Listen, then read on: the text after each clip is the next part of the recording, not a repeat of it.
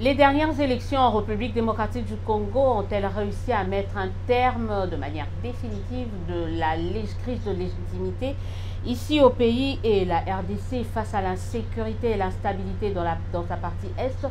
Est-ce pas le moment de recréer une sorte de pacte républicain pour mettre un terme également de manière définitive à cette recrudescence de l'insécurité, surtout dans l'Est de la République? Madame, Messieurs, très heureuse de vous retrouver dans le cadre de cette émission Dites-nous la vérité qui reçoit pour vous Gustave Omba. Bonjour et bienvenue.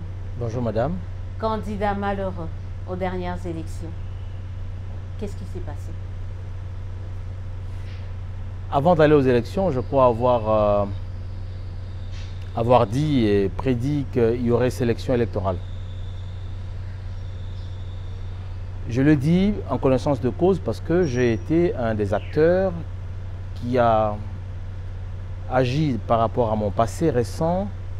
J'ai été l'artisan, j'ai été technicien maison, je connais les opérations. Quand c'est mal conçu, le résultat final est bâclé. Quand c'est mal conçu, on ne s'engage pas en fait. Quand c'est mal conçu, on ne s'engage pas. Surtout quand on sait que c'est mal conçu, on ne s'engage pas. Quand on s'engage, c'est quand on s'est dit il faut aller jusqu'au bout pour être capable de faire une bonne critique en état dedans.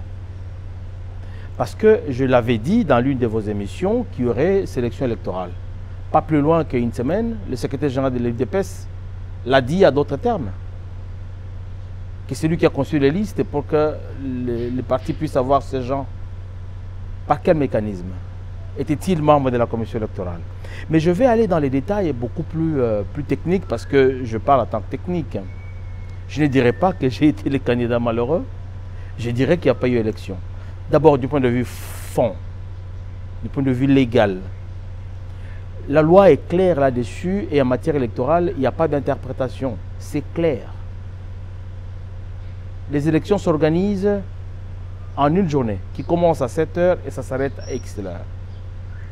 Nous avons eu les élections durant combien de jours? J'étais dans une circonscription où les machines, la population n'a presque pas voté. Bah ouais, 6 mois après, on ne va pas refaire ce débat. Non, s'il vous plaît. La question est venue de vous.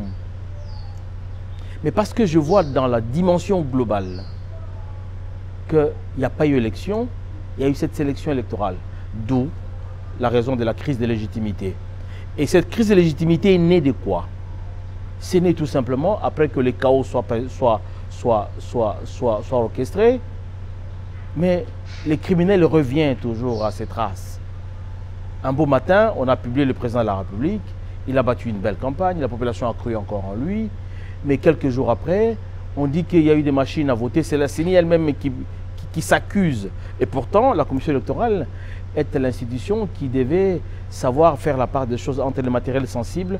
Comment est-ce que ces matériels sensibles sont arrivés entre les mains des candidats? La CENI a été honnête quand même sur ce coup-là. Non, il n'a pas été. Une honnêteté, il a reconnu qu'il y a eu des machines qui ont échappé à sa vigilance. Non, ça ne peut pas s'échapper parce que chaque machine est codifiée, est affectée dans un lieu bien précis. En réalité, je peux vous donner les détails parce que je suis présent dans cette maison. Quand l'Église catholique a parlé de 13 000 ou 130 000 bureaux de vote, 13 000, quelque chose comme ça, des bureaux de vote doublons, était vrai parce que lorsque les résultats remontaient, il y avait des bureaux qui étaient dédoublés. Et il était question qu'au plus tard, minuit, que les résultats puissent monter. Mais là où on a fait le bourrage, les résultats montaient à 21 h, 22 h. Et dans le système de l'unité centrale qui recevait les résultats, il suffisait qu'ils se donnaient la honte. Les vraies données qui arrivaient au niveau des différentes circonscriptions, dès qu'ils arrivaient, ils étaient bloqués. Et la conséquence, c'est que la CENI a, pour moi, ça n'engage que moi, a procédé à jeter le sable de la légitimité du pouvoir actuel. Ça, c'est l'avis, en tout cas, excusez-moi. C'est mon avis, ça n'engage. Ça fait près d'un mois que je suis en train de recevoir, malheureusement, beaucoup de candidats malheureux aux dernières élections. Tous reviennent sur cela. On est dans une sorte de déni. C'est-à-dire des gens qui n'arrivent pas à accepter, qui n'ont pas battu campagne, qui n'ont pas fait de leur mieux et qu'ils ont échoué. Juste pour ça, il n'y a pas une remise en question de vous-même. Madame, je ne suis pas à la première élection. Moi, je suis arrivé au Parlement depuis 2003, il n'y avait pas d'élection. En 2006, j'étais élu, 2011, j'étais élu.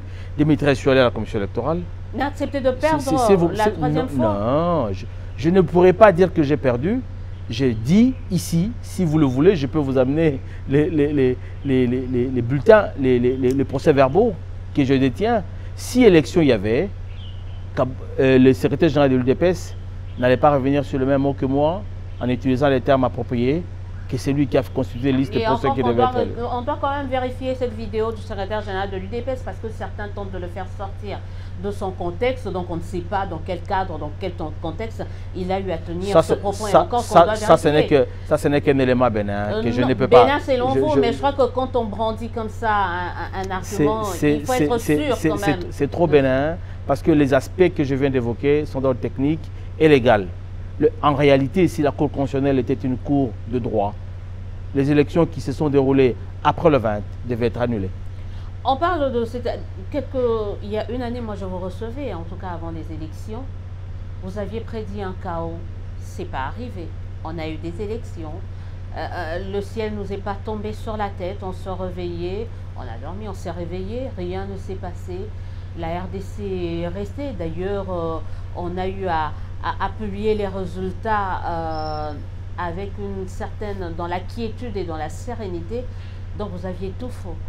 Je pensais que dans votre perception du chaos, c'est la guerre dans la ville.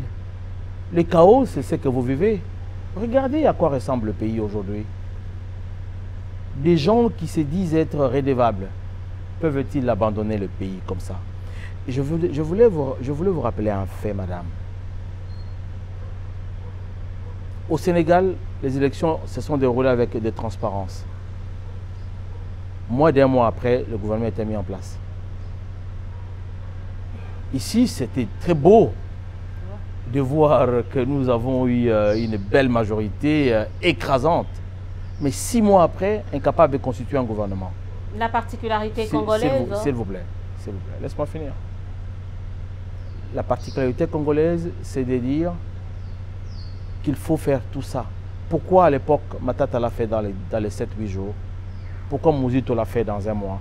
Dans la même configuration. Pourquoi Sami Badegwanga l'a fait dans les 21 jours? Pourquoi?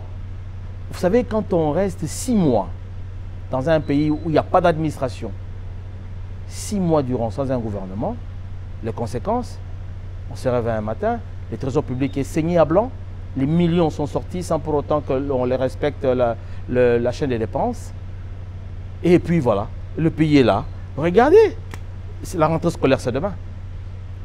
Je ne sais pas si vous êtes un extraterrestre. Parce que moi je pense que nous qui vivons ce pays et nous avons été ou nous sommes des acteurs politiques, c'est le début d'une page sombre de l'histoire de notre parcours politique depuis les années 60. Et en plus, c'est normal, vous êtes dans votre rôle d'opposant, vous ne voyez, vous êtes en train de peindre un tableau assez sombre de la situation, là où certains sont en train de vous dire qu'on a par exemple signé avec le FMI, chose qu'on n'a jamais fait depuis plusieurs années.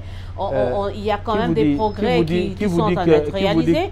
Donc vous ne voyez que ce que vous voulez voir, c'est-à-dire rien. Qui vous dit que l'opposition, ça veut dire qu'il faut seulement critiquer? Mais c'est l'impression que vous nous donnez en ne peignant que ce tableau assez sombre. Je réponds à la question tenant compte de la manière dont vous l'avez articulée. Je ne peux pas me dire que je veux parler Congo sans pour autant que je puisse d'abord mettre en premier lieu à quoi ressemble la vie de cette population. Quel est l'impact qui se vit dans le panier de la ménagère de Congolais avec tous les apports des finances internationales? Dis-moi, qu'est-ce que ça améliorait? Nous étions moi j'étais dans l'opposition. Hein. Vous l'êtes encore? S'il vous plaît. J'étais dans l'opposition sous Kabila. Nous avons eu le pouvoir. Mais je vois que les efforts que nous avons entrepris pour que nous puissions changer ce qui était critique hier contre Kabila, en étant au pouvoir, je me suis rendu compte qu'on faisait moins que lui. Qu'est-ce que je fais? Je suis resté dans ma logique d'être quelqu'un de cohérent. L'idéal pour moi, c'est de dire, nous nous sommes battus pour chasser Kabila, mais nous ne pouvons pas faire moins que Kabila. Et là, vous pensez qu'on fait moins que Kabila? J'ai comme l'impression. C'est retour à la case de départ? C'est pire? C'est moins ou c'est pire? Non, c'est plus pire parce que je peux commencer à détailler l'ensemble. On peut le faire hein, en 2 minutes, détailler. Je peux vous détailler. Quel secteur, à l'époque de Kabila, c'était mieux et aujourd'hui, c'est pire? Est-ce que vous saviez-vous qu'à l'époque de Kabila, nous n'avions pas une carence d'eau comme c'était aujourd'hui? Savez-vous qu'à l'époque de Kabila, le boulevard du 30 juin, je veux aller dans les petits détails, était nettoyé. Les statistiques, moi je veux bien vous parler de l'eau à l'époque de Kabila. S'il vous plaît, laisse-moi finir. Le taux, mais on va avoir les chiffres aussi. Laisse-moi finir. Mais les détails sur le chiffre par rapport à quoi? Au la budget, desserte en eau potable. S'il vous plaît. J'ai suivi hier le DG de l'office de la régie des eaux sur Top Congo, que j'ai apprécié la franchise, qu'il a dit que la régie des eaux est en train de connaître beaucoup de difficultés, mais cette fois-là, il y a une petite, nette amélioration, mais qui est peu significative. Savez-vous qu'il y a des années que nous pouvions nous réveiller un matin, nous avions de l'eau courante dans nos robinets. Aujourd'hui, l'eau vient tantôt. Aujourd'hui et le lendemain, vous n'avez pas d'eau. Mais j'apprécie qu'aujourd'hui, les efforts que la régie est en train de faire, avec les nouvelles unités qu'ils ont mis en place, petit à petit, ils sont en train de servir la population. Mais nous sommes dans une république de Kinshasa. C'est ce que vous ignorez. Le Congo profond est presque abandonné à son propre triste sort. Mais ça a toujours été le cas depuis l'époque de Kabila ou bien avant d'ailleurs. J'ai été l'un des acteurs clés qui défendait la cause de ma population, de la population de Punya où j'ai été plusieurs fois élu. À l'époque, on pouvait ne fût-ce qu'avoir des médicaments qui arrivaient pour les zones de santé. Aujourd'hui, ça n'arrive plus. Le 5 années qui s'est déroulé là, entre autres, l'une des raisons qui m'ont poussé à dire je ne suis plus prêt à accompagner une vision qui n'est pas celle que nous avions au départ. C'est une réalité. Malheureusement, on se comporte comme si nous étions seulement de la République de Kinshasa. Le Congo profond, aujourd'hui, si vous prenez votre micro-trottoir, pose la question dans la rue, j'ai comme l'impression que vous êtes un extraterrestre. Si vous posez la question dans la rue, les gens vont vous dire on en a ras-le-bol. Regardez seulement le comportement dans la conduite de la ville de Kinshasa. Et la police.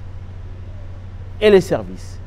Je ne vais pas donner plus de détails ici parce qu'on est devant la télévision. Mais nous qui avons des informations de source, parce que nous, on est ancrés dans la vie politique et à tous les niveaux de notre pays, il faudrait qu'on dise que le pays mérite mieux. Est-ce que c'est les hommes qui manquent ou les compétences ou c'est l'absence de vision? Vous pouvez répondre également à ces questions. Il est seulement question de se dire, prenons-nous au sérieux. Si nous sommes sérieux avec nous-mêmes, même les voisins, ils vont nous respecter. Est-ce que les élections organisées en décembre dernier n'ont pas réussi à améliorer les choses dans la gouvernance? C'était l'un des objectifs? Non, mais malheureusement, madame, il n'y a pas eu... S'il y avait élection, la redevabilité allait amener ces gens à se précipiter pour répondre aux attentes de la population. La redevabilité devait m'amener ces gens à se dire il faut avoir honte et celui qui touche à l'argent de l'État, il doit être sanctionné. C'est comme le Far West. Les gens, ils sont venus, ils font leur affaire au nom de la République. Les sorts de la population ne les préoccupent pas. Et je me dis, à 64 ans, nous devrions déjà avoir la maturité projetée de base en vue de nous faire respecter en tant qu'une nation puissante, forte, mais au pied d'argile, malheureusement.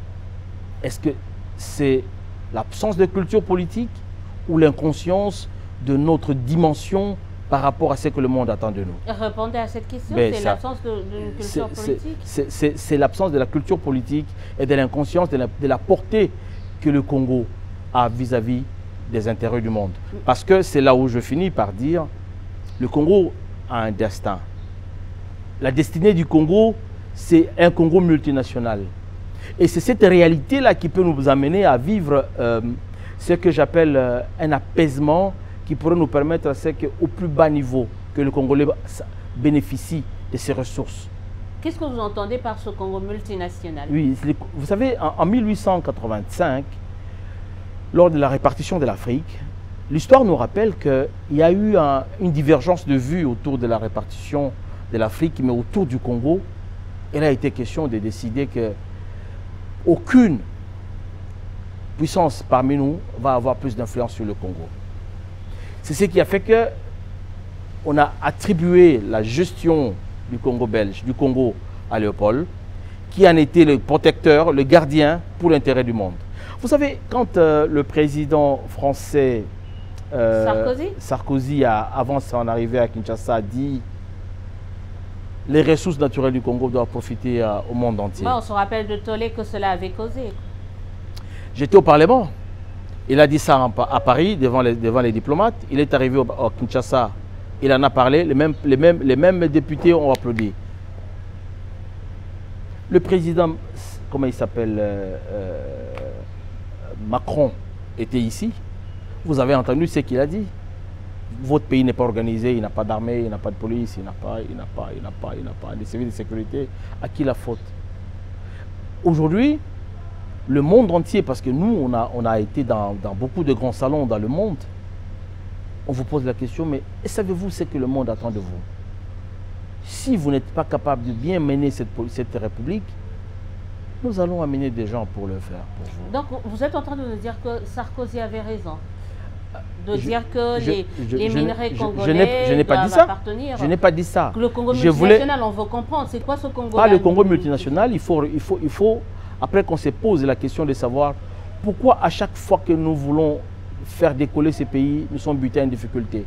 Savez-vous qu'en relations internationales, en matière de politique internationale, que les intérêts qui font courir les États.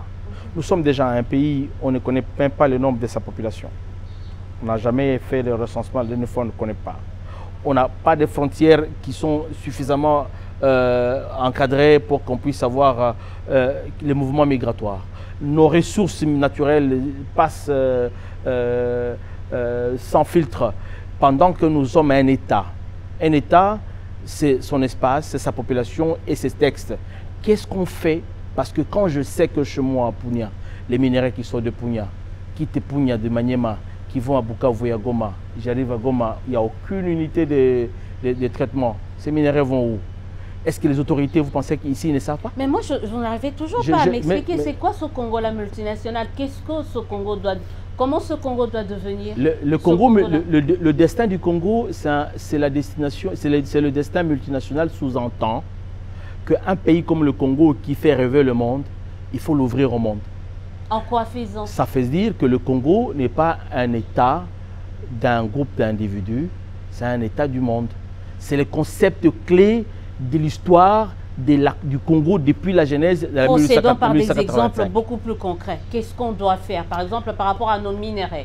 Non, non. Qu'est-ce qu'on doit faire? On doit les partager avec... On doit pas... Mais comment on fait? On doit céder une partie du Congo? Je veux vous amener dans une réflexion qui demanderait suffisamment de temps pour que vous compreniez. Pas que moi, en tout cas, ce sont les spectateurs aussi. S'il vous plaît, qui doivent comprendre. Savez-vous que la révision constitutionnelle est effectivement une très bonne chose que nous voulons. De sorte que nous puissions sortir le Congo de ces carcans de la nationalité unique et exclusive. Il faut l'ouvrir. Quand on aura ouvert le Congo au monde, ceux qui auront rempli les critères de l'acquisition de la nationalité congolaise feront de sorte que quand ils arriveront ici, parce qu'aujourd'hui la politique internationale est en train d'être menée par les multinationales, à cause des gros investissements de ces multinationales, ils seront le bouclier de la protection des intérêts du Congo face à toutes les menaces extérieures. Aujourd'hui, l'Est du Congo est le ventre mou de la République. Pourquoi? Parce que les gens qui veulent venir prendre au Congo de force se disent parce qu'on n'a pas l'accès, par le fait qu'il n'y a pas de justice dans ces pays, par le fait que comme il n'y a pas de justice, il n'y a aucune garantie de sécurité d'investissement, qu'est-ce qu'ils font? Ils disent qu'il faut déstabiliser ces pays. Et ils utilisent le voisin tout autour pour jouer leur rôle et ils en profitent. L'exemple est simple. L'Union européenne être spécialiste à faire le suivi de la gouvernance responsable. Aujourd'hui, ils savent très bien que le Rwanda ne produit pas toutes ses ressources minérales. Mais quel a été les soubassements de leurs propos en disant nous devons, en signant ces protocoles d'accord avec le Rwanda pour procéder à faire la traçabilité des ressources minérales qui quittent le Rwanda vers le marché international, pour nous, le Rwanda est un modèle qui reste dans les normes des standards internationaux par rapport au marché international des ressources. En réalité, ces minéraux ne viennent pas de ces pays, ça vient du Congo. Qu'est-ce qui empêche le Congo à réfléchir sur les mécanismes de pouvoir procéder à pouvoir exporter ces minéraux de son pays pour qu'il ait la traçabilité? Mais pourtant, il y a quand même des avancées. Non, non, il n'y a pas des avancées. Il y a des avancées dans tout ce qui est tracé dans les Katanga. Mais dans les Kivu, regarde madame, je suis à Punia, je suis à Kalima, à Pangui, je suis à Chabunda, je suis à Mwenga, je suis dans les Massissi. Si aujourd'hui, le gouvernement congolais procédé avec ses services, le CMAP, le CEC et tout consort avec l'OFIDA, canalisé dans les cadres de la coopérative parce qu'il n'y a pas encore de grandes sociétés qui exploitent. Dans les cadres de la coopérative, les minéraux qui sortent de ces zones, on puisse créer des trade centers dans ces entités pour que ceux qui veulent acheter ces minéraux viennent acheter pour l'exportation. Ils sont scellés, certifiés territoire d'origine pour aller sur le marché international. Ça demande de quoi? Ça demande la stabilité. Ça demande la sécurité. Non, non. Ça demande d'abord la vision. Vous pensez qu'il n'y en a pas dans l'actuel? S'il y en avait, je crois que ça aurait été la meilleure des choses qui diminuerait même la folie de tous ceux-là qui sont en train de nous faire la bagarre aujourd'hui, parce que le minerai n'allait plus sortir de Massissi pour aller vers Goma. Tout serait fait à Massissi et on mettrait les infrastructures pour que ceux qui sont intéressés puissent aller sur place, et on fait un appel d'offres international. Ceux qui sont intéressés avec les caractéristiques des minéraux, les minéraux peuvent sortir de notre pays, scellés, certifiés et prendre la destination du marché international. Moi je me dis que vous êtes quand même un peu dur à l'endroit de l'actuel président qui lui n'a fait qu'hériter de quelque chose. Je ne m'adresse pas. Ne réduisez pas le pays au président. Non, je parle parce que vous parlez de l'absence d'une vision, la vision qui doit l'impulser. Mais vous savez, il vous arrive des fois... La vision... S'il vous plaît, madame. Moi, j'ai suivi le président de la République ici qui a dit devant les médias que même lui ne comprend rien, il ne comprend pas comment la monnaie n'est pas stable. Donc ce n'est pas sa vision. Cette vision-là, c'est pour son ministère des Finances ou de l'économie ou de qui. J'ai comme l'impression que les gens ne comprennent pas que le sens de la responsabilité sous-entend quand mes subalternes n'ont pas été à la hauteur de la responsabilité que ma signature leur est donnée, moi, j'assume. Est-ce que le chef doit-il se plaindre? Non. Il doit assumer et il doit avoir un canevas d'action pour donner des orientations, atteindre les objectifs, parce qu'en finish, celui qui est redevable vis-à-vis de la population, c'est son bilan. Le bilan sera à lui. Parce que je suis désolé que l'on puisse dire ce n'est pas moi, c'est le gouvernement. Mais non, il faut que le chef accepte certaines critiques, parce que celui qui fait le choix de ses ministres, c'est lui qui fait le choix de ses collaborateurs, et ce sont ceux-là qui amènent sa vision à un objectif sans objectif. Moi, je veux bien qu'on continue de parler de ce Congo multinational. Vous aviez dit qu'il faut qu'il y ait une vision, il faut qu'il y ait la traçabilité, par exemple, par rapport à nos minerais. Dans un pays en guerre depuis plus de 30 ans, certains risquent de vous dire que Tshisekedi fait ce qu'il peut quand même. Il a eu à mettre en place des mécanismes pour essayer d'intégrer certains pays de la sous-région, ça n'a pas marché. Je refuse d'amener le débat autour de Tshisekedi seul. Vous savez que Monsieur le Président de la République, il est acteur politique au sommet de l'État. Directement à la gestion du pays, au sommet de l'État. Il a été élu député, il n'a pas siégé. Hein. Il est allé directement au sommet de l'État. Il y a certains méandres qu'il faut la maîtriser. Il y a certaines réalités. Il fait les frais de ça, du fait qu'il n'ait pas... Non, je n'ai pas dit ça. Lui n'avoir pas maîtrisé. Je n'ai pas dit ça. Je n'ai pas dit ça. Vous avez fait allusion. Non, je dis le chef de l'État a commencé sa fonction au sommet de l'État. Ouais. Ça sous-entend qu'autour de lui, il faut des gens qui ont l'art de la politique, de la gestion, de la gouvernance. Parce qu'il est faillible. Il est faillible. Et vous avez vu comment est-ce que Kabila, avant d'avoir le langage, son premier mandat après la mort de son père, c'était quelqu'un qui était effacé. Il apprenait. Mais il surprend à un certain moment. Il savait déjouer certaines choses.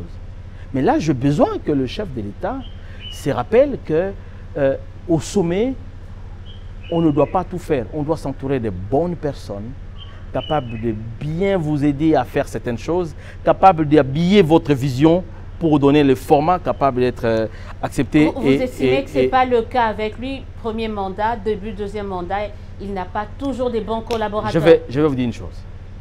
Je vais vous choquer. Quand le président de la République est allé signer la charte de EAC, y avait-il une motivation assez justificative qui fasse que cette charte soit signée à l'insu du Parlement, sans que le Parlement ne puisse avoir le contenu? C'est ça la procédure. Sans que certains de ses collaborateurs puissent lui dire, par exemple, que voilà. Ne faites pas ça. Monsieur le Président, avant que vous puissiez signer la charte et l'EAC, il était important que le Parlement congolais puisse en discuter et donner un avis là-dessus, parce que ce sont des engagements que vous prenez qui va faire perdre une partie de notre légitimité. Dites-moi, n'est-ce pas la crise que nous avons connue en 2010 avec le président Vital Kamerhe et j'étais au Parlement avec Kabila, est née de quoi? C'est le fait que le président congolais ait pris des engagements avec l'étranger sans pour autant que le Parlement ne puisse être informé. Mais comment expliquer qu'actuellement ça passe comme une lettre à la poste? Ça veut dire, il n'y a pas eu de tollé. ça veut dire qu'il y a un problème. Parce que il manque des politiques réfléchies. Il n'y a que des gens qui sont en train d'amener le président Félix sous l'eau. Et pourtant, s'il vous plaît, ils sont en train de l'enfumer. Parce que j'ai posé la question au professeur Mbata. Mais prof, c'est vous et nous qui avions dit non avec le président Kamerhe. J'en ai parlé au professeur Njoli. Qu'est-ce qui se passe? Mais nous sommes là pour aider ces pays de sortir. Nous avions été critiques hier, trop critiques. Aujourd'hui, faisons mieux les choses. Qu'est-ce qui fait qu'hier, ils ont refusé, qu'aujourd'hui, ils ont accepté? Le clientélisme. Aujourd'hui, je suis parmi ceux qui pensent que, Monsieur le Président, autour de vous, il n'y a que des gens qui cherchent à vous noyer. Et vous noient déjà. Est-ce que c'est votre volonté? Est-ce que vous êtes complice de cette logique de vous noyer parce qu'il y a des cartes, des sous-cartes qui sont en train de se jouer? Ou bien c'est parce que ces gens, ils ne veulent pas vous voir arriver? Imaginez-vous, les mêmes personnes qui ont conseillé Kabila hier, c'est Kabila-là que nous avons décrié hier avec Félix, parce que moi je suis entré à l'opposition en 2008. Aujourd'hui, ce sont les mêmes personnes qui les conseillent. Ils orientent tout. Ils orientent tout. Donc vous êtes d'avis vous partagez le même avis avec certains, pas cadres, surtout certains jeunes, par exemple de l'Union Sacrée, qui disent que ça ne peut pas se faire actuellement ce qui se fait. On retrouve les mêmes personnes et qu'il faut qu'il y ait un renouvellement, pas un rajeunissement forcément, mais un renouvellement. Et il faut mettre des personnes qui ont eu à militer dans l'opposition, dans certains postes. Être militant et avoir une expérience avérée, c'est deux choses différentes. Être militant, c'est une chose. Avoir une expérience avec le carrure d'homme d'État. Mais comment on arrivera à acquérir cette expérience-là? S'il vous plaît. L'expérience, on l'acquiert dans la manière dont tu fréquentes ces milieux, dans la manière dont tu procèdes. Il faut donner la chance à ces personnes-là qui n'ont aucune expérience à exercer. L'expérience ne sous-entend pas seulement aller au sommet de l'État. Ça ne veut pas dire qu'il faut être ministre. Il faut être un conseiller. Il faut être dans un cabinet politique. Il faut avoir travaillé dans une entreprise publique. Il faut savoir comment on fait les notes techniques. Il faut être dans un bureau d'études.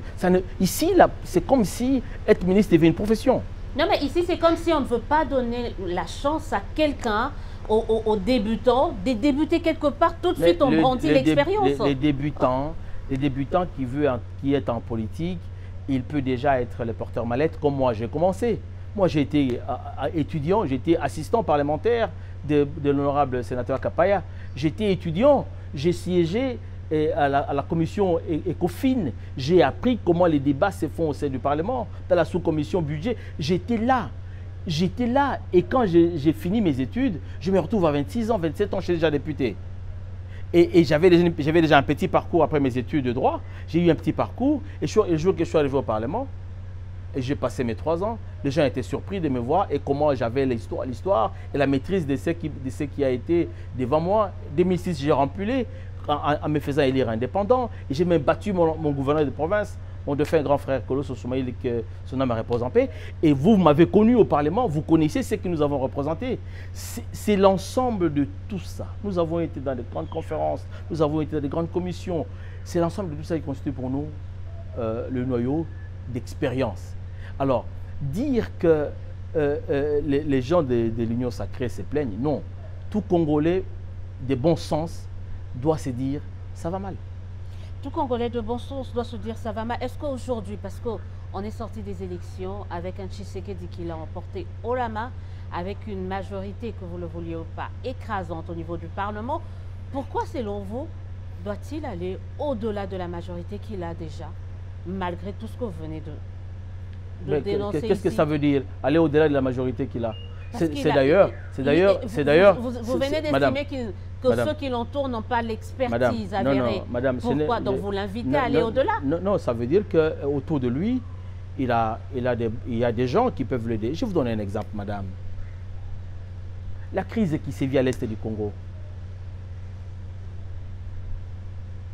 Aujourd'hui, si on doit faire l'inventaire de ceux qui ont la maîtrise pour l'amour de la nation, pas à cause des partis politiques ou des regroupements politiques. N'est-ce pas aujourd'hui le président de la République qui devait recourir à certains ministres des Affaires étrangères qui ont été dans le suivi de ce genre de processus?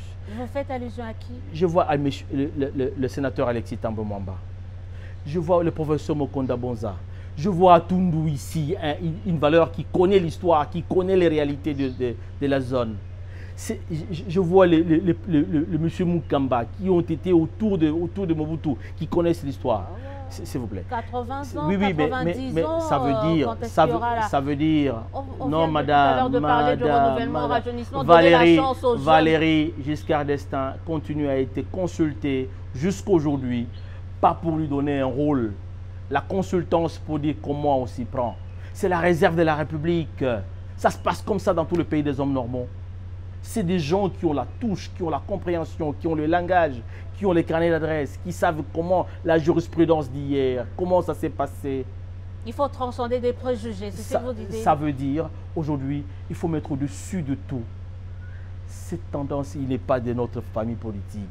Il faut dire, qu'est-ce qui peut apporter pour le pays? Est-ce qu'on dirige ce pays pour sa famille politique? Si tel est le cas, je comprends pourquoi le pays est dans cet état. Bah, on organise des élections quand même pour qu'une famille politique puisse exercer le pouvoir et mettre en place sa vision. Arrête de parler. On ne va pas arrêter. Vous ne pouvez pas me demander d'arrêter de parler, ni me pointer du doigt d'ailleurs. Je m'excuse. Je vous demande, c'est arrêter de parler des élections. Parlons sélection électorale, le peuple congolais l'a déjà accepté. C'est difficile à mâcher parce que c'est plein de sable dans sa légitimité. C'est difficile à avaler parce que ça va bourrer l'estomac. Et c'est connu de tous. Alors, ce qui nous importe maintenant, c'est que nous devions réfléchir dans la recherche de pistes de solutions. Quelles sont les pistes de solutions que nous devons mettre en place pour que nous puissions diminuer la souffrance de nos frères de l'Est? Vous savez, Kinshasa, vous n'avez pas la douleur que nous avons, nous, qui sommes originaires de cette zone-là. Voilà pourquoi quand on tue les gens à l'Est, à Kinshasa, les gens ils s'enivrent. C'est des cancers, c'est des... non, vous êtes dans des clichés. Les Quinois sont très mobilisés, sont très affectés par rapport à ça. On est tout le temps dans des clichés. S'il vous plaît. Alors que quand vous arrivez à Béni, vous trouverez également des bars, des hôtels ouverts. S'il vous plaît. Quand je dis ça, c'est parce que le degré de la douleur que nous ressentons face aux réalités qui se vivent à l'est du Congo, si nous étions une nation, si nous étions un peuple avec le cœur en se disant il suffit que mon doigt soit touché, c'est tout mon corps qui était totalement atteint, Je crois que ça serait quelque chose de fondamental. Et voilà pourquoi je recommande, dans le cadre de notre réflexion, cercle de réflexion, que nous puissions plutôt nous dire quelles peuvent être les pistes de solutions en vue d'envisager un pacte républicain qu'il faut donner un sens. Le sens à ce pacte républicain doit partir des fonds de base. On n'est pas un État quand on n'a pas de sol. Le sol, le sous-sol appartient à l'État. Mais ce sol-là, cette terre-là est gouvernée et dirigée par un pouvoir coutumier. Pour moi, je propose, dans le cadre de ce pacte républicain, que le chef de l'État fasse 3 ensembles qui vont lui permettre de se faire une vraie idée de ce qu'il y a comme problème. On va partir de l'autorité coutumière de la zone de l'Est du Congo, auprès de qui nous allons recevoir des informations sur de quelle manière viviez-vous avec ces voisins qui sont à la base des difficultés, qui nous font vivre de toutes les couleurs. Cette commission va avoir l'ensemble d'informations. Parce que les églises, je vais citer ici les confessions religieuses, les catholiques, les protestants et les musulmans, qui représentent une force dans cette contrée, qu'ils soient également consultés pour savoir de quelle manière c'était organisé. C'est le deuxième ensemble, ou toujours dans le premier ensemble. Deuxième ensemble. Deuxième ensemble. Dans le premier ensemble, les chefs coutumiers. Qui doivent bien renseigner. Deuxième ensemble, c'est les églises qui vivent dans ces milieux et qui sont en communion avec les chefs par rapport à l'organisation de la cité. Et en troisième lieu, maintenant on va recourir à la politique. Pas pour se partager le pouvoir. C'est là où le Romain s'empoignait. S'il vous plaît, madame. Pas pour se partager le pouvoir. Parce que le confort d'une majorité écrasante, une majorité stalienne qui s'est installée, est là. Il faut les laisser assumer leur réussite ou leur échec. Mais il faut ramener cette fois-là toutes ces valeurs. Comme je fais allusion ici à toutes ces personnes de référence, avec la maîtrise des questions de la gestion de toute la région du Grand Lac, mais qui peuvent apporter leurs pistes de solutions pour permettre au chef d'avoir le background pour orienter son ultime décision, sa conviction face à ce qu'il pense qu'il peut faire par rapport au pays. Parce que le raté qu'il a eu lors de son premier mandat, par rapport à la manière dont il y est allé, avec la passion, le cœur, et pourtant, en politique, on n'aimait pas la passion. Quel est l'intérêt de mon pays? Et il est allé dans une structure où on parle de l'intérêt économique. Ces intérêts économiques sont à la base de conflits qui peuvent aller jusqu'à lancer la guerre. Aujourd'hui, on est face à un méli-mélo qui fait qu'on ne sait pas réellement on va où. Et en plus de ça, cette crise qui naît des élections sélectives chaotiques donne le prétexte à ceux qui tirent les ficelles de nous déstabiliser. Et vous savez, je vais finir, et vous savez très bien que l'Est du Congo, en se rappelant que c'est le Congo, Kinshasa, qui a construit le port de Dar es Salaam, parce que l'homme blanc qui était ici avait compris que le volume des recettes qui vient de l'Est du Congo est plus important que ce qui vient de l'Ouest. Ce qui vient de l'océan Indien est plus important que ce qui vient de l'océan Atlantique. Alors, si aujourd'hui le Congo ne fournit pas d'efforts pour se rassurer que la partie qui fait la porte d'entrée de nos recettes de l'Est, de la zone Est, ne puisse pas être prise par les forces négatives, si ça arrivait, mais on va nous amputer d'une bonne partie de nos recettes. La crise va être plus pire que ce qu'on vit aujourd'hui. Certains risquent de dire que c'est peut-être déjà le cas parce que ça fait presque 2 ans que Bunagana est passé sous le contrôle des mouvements rebelles et qu'il y a plusieurs autres territoires qui ont été pris quand même par des groupes armés, par des rébellions. On se dit que ce pacte républicain doit se fonder autour, doit être constitué ou doit avoir comme fondement le retour de la stabilité dans la partie est du pays. Ça doit être la seule thématique. Très bien, vous l'avez bien synthétisé. On revient parce qu'on aimerait bien que ceux qui nous suivent puissent comprendre également. Donc, premier ensemble, les chefs coutumiers, deuxième ensemble, les confessions religieuses, troisième ensemble, les politiques. Comment on procède avec les politiques? Avec les politiques, on doit d'abord partir de ceux qui représentent de l'autorité ou qui ont la confiance de la population de cette contrée. Et quand je parle de la crise... Comment évaluer cette confiance puisque vous remettez en question les élections? S'il vous plaît. C'est ça aussi? S'il vous plaît. Il y a des acteurs clés. Il y a des acteurs clés. Ça n'est pas dire que quand on ne vous a pas nominé à la commission électorale que vous n'êtes pas un leader du contraire. Mais il ne faut pas non plus les décréter. Hein. On ne se réveille pas le matin comme ça et on se dit je suis un acteur clé. S'il vous plaît. Savez-vous pourquoi j'ai parlé de chefs de terre, les églises? Ce sont les éléments clés qui vont apporter des orientations objectives et sur les critères de choix de qui peut être de cette zone, qui peut participer dans ces petits forums de ce pacte des républicains. Je le fais à dessein. Ça ne sert pas à cause du clientélisme, parce qu'on connaît déjà qu'aujourd'hui c'est le clientélisme. Chacun veut amener sa copine, son cousin, son fils. Mais là, ici, je nous ai amenés à la base, avec l'organisation de l'Église qui est également une base. C'est eux qui constituent les signaux pour dire tel acteur peuvent avoir une influence sur la recherche de la solution que nous avons. Donc, ce sont les chefs coutumiers et les confessions, les chefs des confessions religieuses. Non. J'ai bien dit l'Église catholique, les protestants dans sa dimension et l'islam. C'est à eux de choisir quels sont les acteurs politiques qui pourront constituer ce troisième ensemble.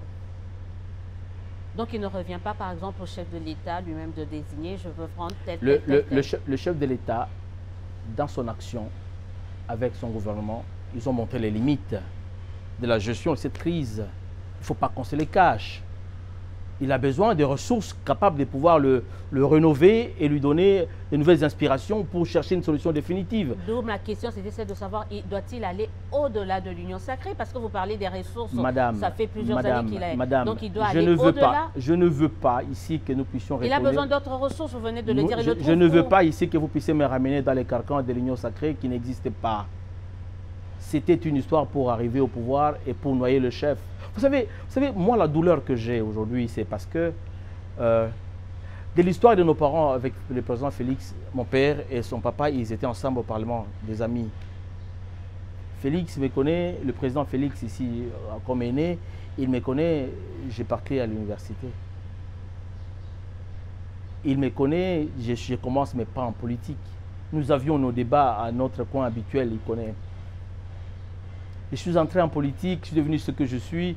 Ce n'est pas pour rien que quand j'ai fini de publier les résultats, il m'a reçu personnellement parmi les seuls membres de la commission électorale qu'il a reçu. Je veux bien, vous parlez trop de jeu, mais où est-ce que vous voulez en venir? Parce qu'on doit terminer. Non. Okay. Mais quand je dis je, ça veut dire qu'il y a un lien qui nous a mis ensemble par rapport à une vision qui nous est incarnée parce que nous avons été les artisans du souci de changement. Donc vous avez ces ressources-là. Si aujourd'hui on vous appelle, vous êtes capable d'apporter votre expertise, vous avez des ressources. Madame, je n'ai pas besoin de parler de moi.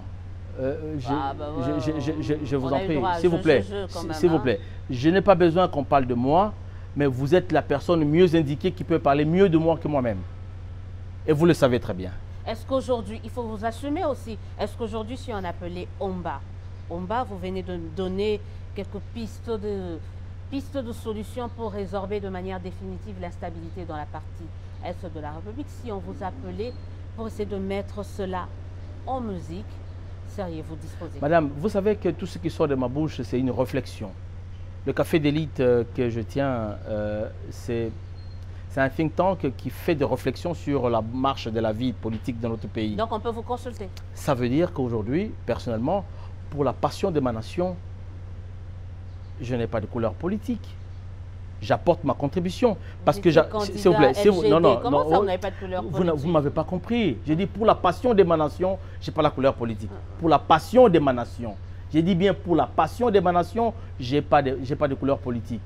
Parce que là, je ne serais pas venu parce que j'appartiens à mon parti où j'ai adhéré. Vous pensez que ceux qui ont une couleur politique n'ont pas la passion de la nation? Je n'ai pas dit ça. Parce que la passion de la nation veut dire quand on vous confie une responsabilité, faites-les pour le bien de tout le monde, pour le bien de la nation. Ne le faites pas pour ses propres intérêts. Je repose la question, si on vous appelait aujourd'hui, vous n'y verrez aucun inconvénient? On m'appelle pour jouer un rôle, pour décrypter la proposition que je viens de faire, j'apporterai ma proposition. Parce que le chef a besoin de ça pour qu'il puisse se faire valoir. Le message est passé, ça sera votre mot de la fin. Vous voulez ajouter quelque chose parce qu'on voulait bien terminer par ça.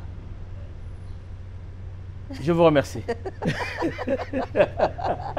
En tout cas, merci d'avoir répondu à notre invitation. Je sais qu'ils sont de plus en plus nombreux à nous suivre, même si j'ai eu l'impression que vous vouliez ajouter quelque chose. On va quand même vous donner l'opportunité de clôturer cette émission par une phrase, un mot au président, à la population congolaise, aux politiques, à toute la communauté nationale.